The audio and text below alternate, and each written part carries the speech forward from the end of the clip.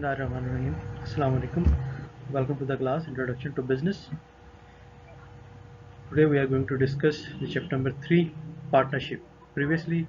हमने partnership के बारे में थोड़ी discussion की थी कि what it is, what are the different characteristics of partnership, what are the advantages and disadvantages of partnership. आज हम इसी chapter को continue करने लगे हैं. Now have a look on the dissolution of partnership versus dissolution of partnership firm. यहाँ पर एक बड़ा डिफरेंस है अवेलेबल कि पार्टनरशिप और फर्म्स दो अलग अलग एंटिटीज़ कंसिडर होती हैं कि दो लोग या ज़्यादा लोग मिलके जब आपस में बिज़नेस स्टार्ट करते हैं तो वो पार्टनरशिप बन जाती है, और उस पार्टनरशिप को जब रजिस्टर करवाते हैं तो वो फर्म में कन्वर्ट हो जाती है, पार्टनरशिप फर्म। तो अगर आपकी पार्टनरशिप डिज़ोल्व हो गई है, फॉर एग्जांपल हम बात करते हैं कि कोई एक पार्टनर जो है वो पागल हो गया है या वो उसकी डेथ हो गई है, तो वो पार्टनरशिप फर्म डिज़ोल्व नहीं होगी बल्कि सिर्फ पार्टनरशिप डिज़ोल्व होगी। ठीक है, तो उसको आप जो डेथ हो गई है उसको आप रिटायर करके या डेथ की सूरत में उसको बाहर निकाल देते हैं पार्टनरशिप से, और जो बाकी पार्टनर्स बचते हैं वो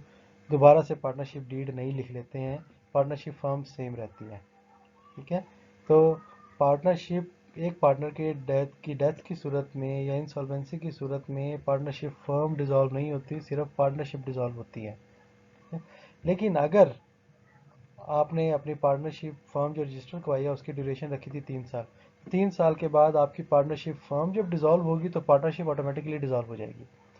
तो पार्टनरशिप डिपेंड कर रही होती है पार्टनरशिप फर्म के ऊपर, पार्टनरशिप फर्म जो है वो पार्टनरशिप पर डिपेंड नहीं कर रही होती। ठीक है, तो यहाँ पर ये थोड़ा सा डिफरेंस जो है वो आपको अंडरस्टैंड करना ज़रूरी है।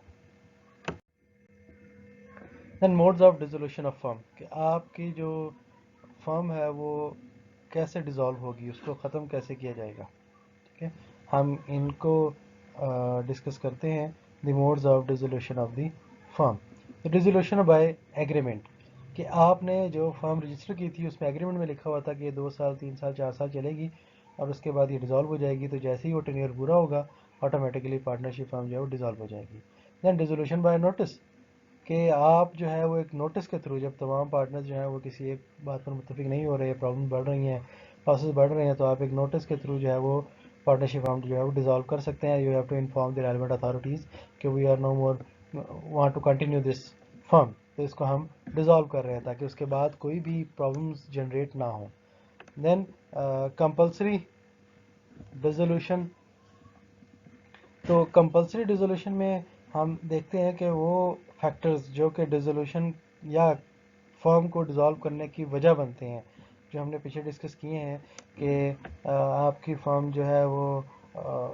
जिसमें इंसॉल्वेंसी आ जाती है, या पार्टनर्स जो हैं वो खुद से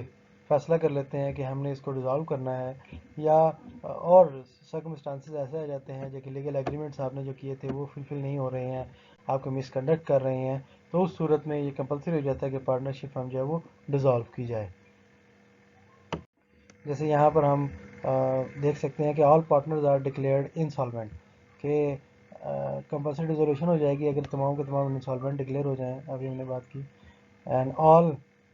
accept one of the partner are declared unable to pay debt, कि बाकी सारे पार्टनर्स जो हैं वो डेट पे करने के काबिल नहीं रहे, मीन्स कि इतना ज़्यादा डेट बढ़ गया है, इतना ज़्यादा लॉस बढ़ गया है कि पार्टनर्स की अपनी पर्सनल प्रॉपर्टी बेच के वो डेट पूरा नहीं हो रहा है, तो उस सूरत में भी ये कंपलसरी हो जाएगा कि पार्टनरशिप को डिसॉल्व किया जाए। And business of the firm is against public interest and declared unlawful, कि आपका जो बिज़नेस जिसमें आप काम कर रहे हैं वो अनलॉफुल हो या पब्लिक इंटरेस्ट के ख़िलाफ़ हो, वो लॉसेस जनरेट कर रहा हो आवाम के लिए, माशरे के लिए, तो फिर उसको भी कंपलसरी जो है वो डिज़ोल्व किया जाएगा। देन